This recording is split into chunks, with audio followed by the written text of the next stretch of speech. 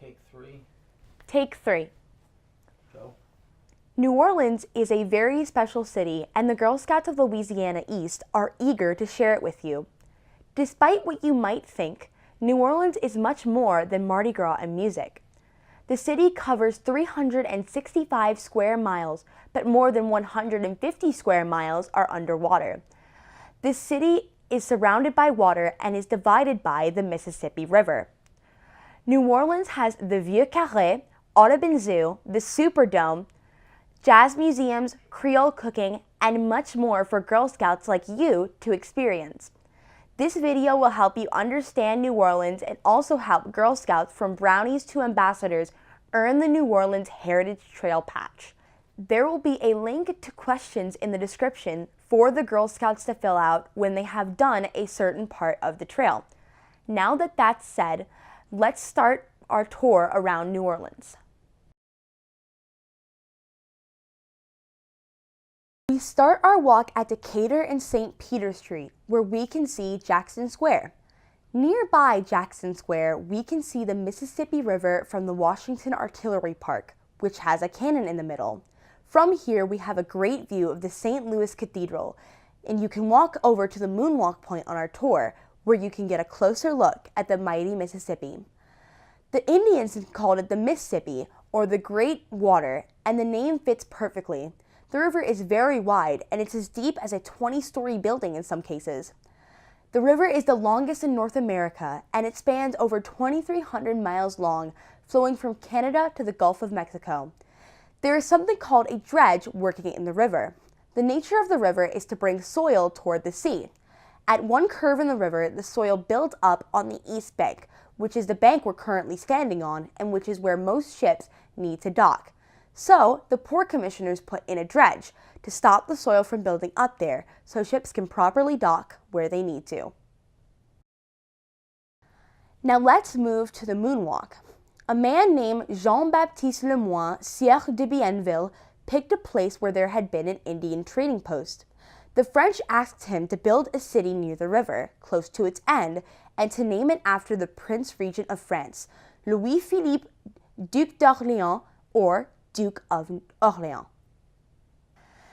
At that time, there were no planes or trucks, so things people needed were brought by boat, and they still are today. There are a lot of big ships around. Some may be docked, some loading or unloading, and some may be moving up and down the river.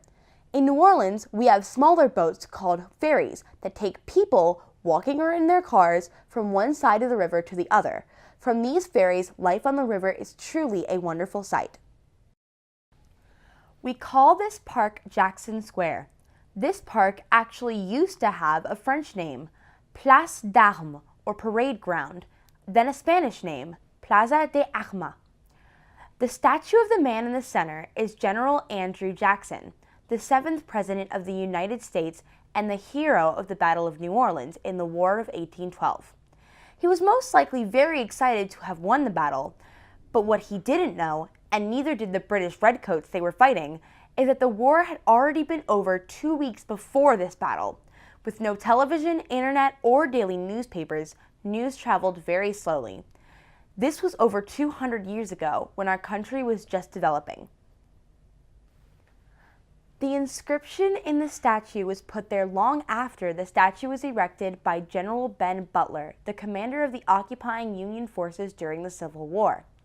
Jackson's real achievement in the Battle of New Orleans was to unite a diverse group of people under one banner. You would expect the Creoles, the people of French and Spanish descent who wanted to protect their beloved city, to volunteer. But do you realize that Americans, Indians, German farmers, free men of color, slaves, pirates, and Acadians from the bayou also joined to fight along with Jackson's Tennessee volunteers? In this battle, more than 2,000 British soldiers, including General Pakenham, their commander, died. Americans counted 7 dead. Many historians tell us that the British needed New Orleans so much that, if they had won, they would have inhabited New Orleans immediately.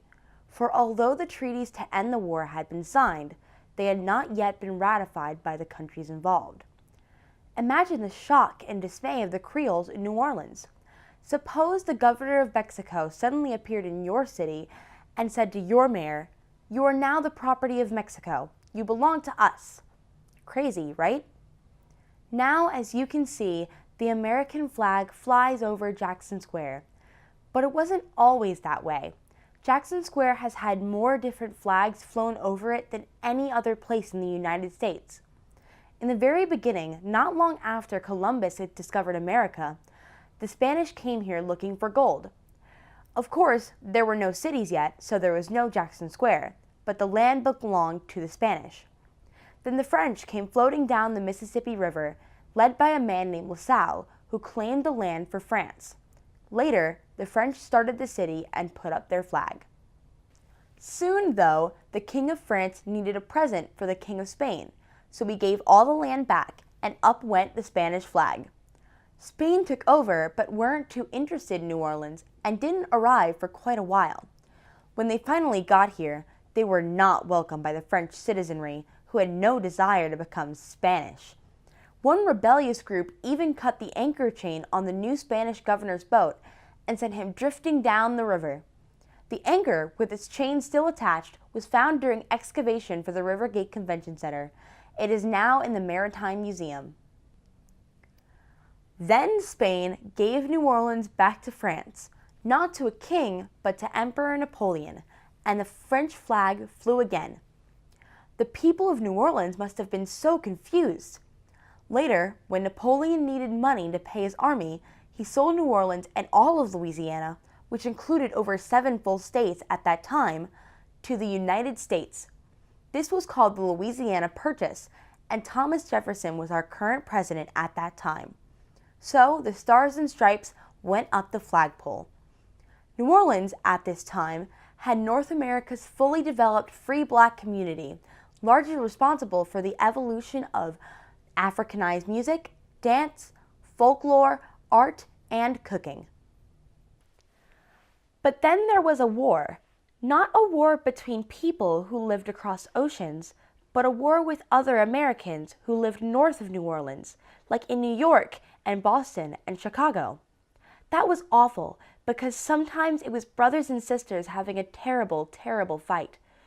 During that war, the Civil War, we had 2 more flags, the state flag of the Louisiana and the flag of the Confederate States. Finally, the war was over, the fighting stopped, and the flag of the United States has been there ever since, and we like it this way. It was during the Civil War, or otherwise known as the War Between the States, that the Emancipation Proclamation was issued, ending slavery. Many of the former slaves have been brought to Louisiana from Portuguese Angola and were very knowledgeable carpenters, blacksmiths, masons, cooks, and cattlemen. They were also very often the agricultural experts on plantations surrounding the city. Black residents of Louisiana have also traditionally been soldiers. They helped France establish the new colony of Louisiana. They fought with the Spanish against the British in the Revolutionary War. They fought with the United States in the Battle of New Orleans. Now if we look on either side of the park, you'll see the 2 3-story red brick buildings, each a whole block long. The Pontalba buildings were the first apartment buildings in the country. They were built over 130 years ago by a very headstrong lady. Her name was the Baroness Micaela Almonaster y de la Ronde Pontalba. How would you like to learn how to spell that name? Here on the railings are the letters A-P. These are the first letters of the lady's father's name, Almonaster, the A, and her name, Pontalba, the P. The Baroness Micaela was often seen holding up her long skirts and climbing up ladders to supervise the work. Her first tenant was the famous opera singer, Jenny Lind, who lived there at no charge while she sang at the French Opera House. Of course, when Jenny Lind went back to New York, the Baroness sold every piece of furniture in the apartment at a high price, saying it had been used by Jenny Lind. Times have changed very much, haven't they? The Upper Pontalba building is called so because it is upriver from the Lower Pontalba. Let's take a closer look at the Upper Pontalba building. Maybe you can feel as you could have years ago walking along this row of shops. Of course, the shops are different now, but people still live upstairs and have a place of business downstairs, just like in the olden days. Look at the artists along the fence. They have come from many different places and many different occupations to paint here. Though the artists must be licensed, their place on the fence is first come, first served. Most of the artists wheel all their equipment to and from the square in large, colorful wooden carts. Now let's look at this building, the Cabildo, built by the Spanish in 1795 to 1799. It's part of the Louisiana State Museum complex. In the past, the Cabildo has been used for many things. It's been a jail, a city hall, and even the Louisiana Supreme Court, where all the judges met. The illustrious Cabildo means governing body in Spanish. At first, the building had only 2 stories, but later the French mansard roof was added, making the 3rd floor. A 1988 fire destroyed the roof and parts of the top 2 stories. Remember the Baroness? It was at her insistence that the city council added the 3rd story, thus making a Spanish square look French again. Wood from flatboats, which floated down the river bringing things New Orleans people needed from cities in the north, was used to build the new 3rd floor. You might be wondering, why would anyone tear up a perfectly good boat to make a room? Well, flatboats, used before 1812, before the steamboat was invented, had no engines or sails, so while they could float down the river, they had no way of going back up against the current. When they reached New Orleans, these flatboats or barges were taken apart and then the pieces of wood were used for buildings and homes. In the middle of the front of the Cabildo, under the covered walk, you can see 2 wrought iron gates. This used to be the front door. The building has been renovated or made over, and you can see tons of interesting things in it. Behind the Cabildo was the jail, called in Spanish the calabozo, and changed by the cane tucks who came down the river on flatboats to calaboose. One of the people who was put in jail here was named Pierre Lafitte, the brother of Jean Lafitte, one of the heroes of the Battle of New Orleans. He escaped after a few months. The first American governor of Louisiana, Governor Claiborne, put up posters saying reward $550 for the capture of Jean Lafitte. The pirates supposedly countered with a reward of $1,500 for Governor Claiborne. Now we walk past a little street between the Cabildo and the St. Louis Cathedral called Pirates Alley. We don't really know why it's called that, but those very famous brothers, Pierre and Jean Lafitte, visited New Orleans frequently, and everyone knew they were pirates. Maybe that's how the alley got its name. To the right of the Cabildo, we can see the St. Louis Cathedral. The St. Louis Cathedral was rebuilt on the site of the first parish church in the city after a terrible fire burned down the original church. The money was given to rebuild the cathedral, the Cabildo, and the presbytere by Don Andrés Almonaster y Roxas, the Baroness Pontalba's father. He is buried in the church. The cathedral was named St. Louis, who was St. Louis IX, King of France. It was not named for the Sun King, Louis XIV. The original 13 colonies were founded for religious freedom. New Orleans, however, was a business venture for Catholic France. The St. Louis Cathedral is the nation's oldest cathedral in continual use. 1 block behind the cathedral on Orleans Street is the site of the original convent of the Sisters of the Holy Family, an order of Roman Catholic nuns founded by Henrietta de Lille. The first Baptist minister in the state was Joseph Willis, a free man of color from South Carolina. The Methodists allowed integrated congregations and preached against slavery in the early 19th century.